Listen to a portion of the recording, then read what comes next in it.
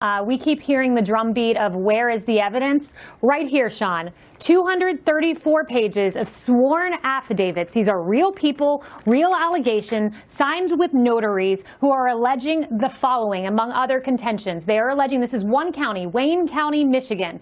They are saying that there was a batch of ballots where 60% had the same signature. They are saying that 35 ballots had no voter record, but they were counted anyway. That 50 ballots were run multiple times through a tabulation machine. That one woman said her son was deceased, but nevertheless somehow voted.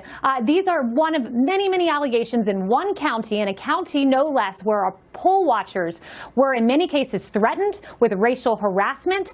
They were pushed out of the way, and Democrat challengers were handing out documents how to distract GOP challengers. These are real, and anyone who cares about transparency and the integrity of the system should want this to pursue to the discovery phase. You know, I would imagine, Ron and McDaniel, if this was the Democrats and the margins were this thin, and you had this many people, you know, a sworn affidavit. Well, you do that, are you going to get 240 people willing to risk the charge of perjury to sign an affidavit and say that I saw something I didn't see? That's a stretch for me. Then you add to that the voting laws about partisan observers can be there for the entire vote count. And we know in many states that didn't happen.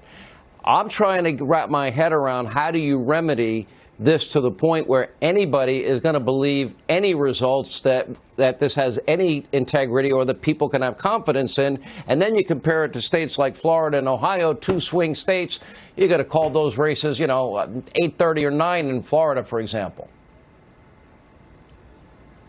Yeah, I mean, this is where you saw Politico put out a poll that 70% of Republicans don't have faith in the results of this election right now. And this is why. It's been rigged from the beginning, rigged from the laws that were being passed in the name of COVID to create a porous election, rigged in the sense that they kicked Republicans out of poll watching and observing. Why do you do that if you have nothing to hide? And now you have a media that's rigging it again by saying, we're not going to even listen to these stories. We're not even going to validate the 11,000 incident reports that we have, the 500 affidavits we have across these states, people testifying under oath how they were disenfranchised from this problem. That's the problem.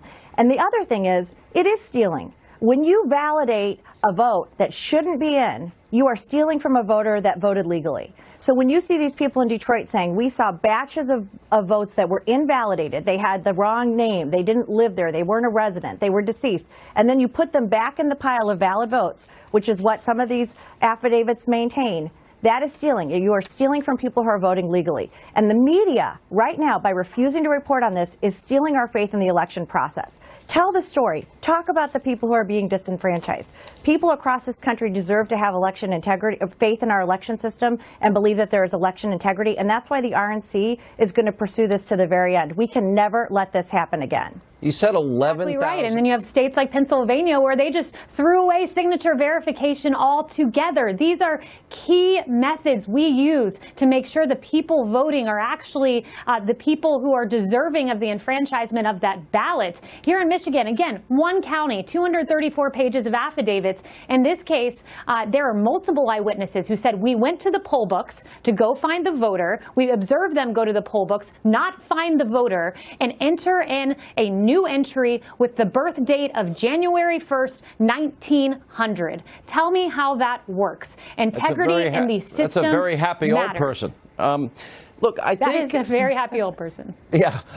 No, it didn't happen. And the president wants justice for the 70 million plus forgotten men and women in this country who showed up to vote for him, who deserve to have their allegations heard by a court of law. To Rana's point, you had 687,000 ballots without poll watchers who were able to observe. They were a football field away from observing. To your point, Sean, our Constitution is crystal clear that legislatures determine the time, manner, and place of an election. And then you have a hack Secretary of State and Secretary of State Bookvar in Pennsylvania who has tweeted horrible things about this president, misrepresenting what she would do to ballots to the Supreme Court, only to then be rebuked by Justice Alito. The Constitution matters. These men and women matter. Their voices will be heard.